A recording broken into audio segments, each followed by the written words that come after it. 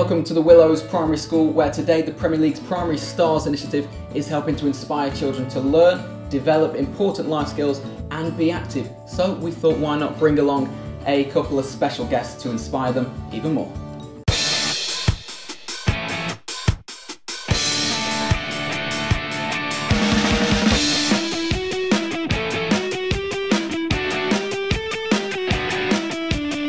Yeah, working on the Primary Stars initiative, and we're trying to reinforce the core values of those Primary Stars for the Premier League, and they are being ambitious, be connected with others, being inspiring, and above all being fair. So today we're looking at being ambitious, and we're doing a presentation on being resilient and how resilience works within schools. The kids know what resilience is, and we had the players in earlier and talking to them how they overcame their setbacks and how they've been resilient. I think it's really good because the kids then can relate.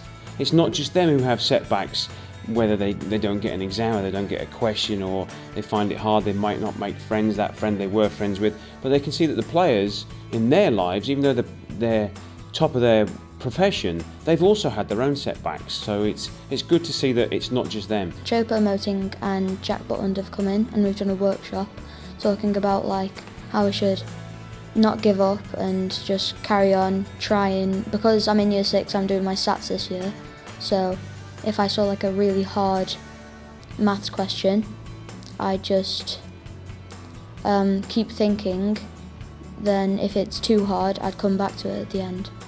It will help me to hopefully be more confident in my stats and maybe to boost a bit of confidence in my life, because I sometimes have to stand up in front of assembly and I'm sometimes a bit shaking, and I do have that confidence in me, but it's not always out there. During my injuries, of course, I was injured 3 years ago, 6 years ago as well.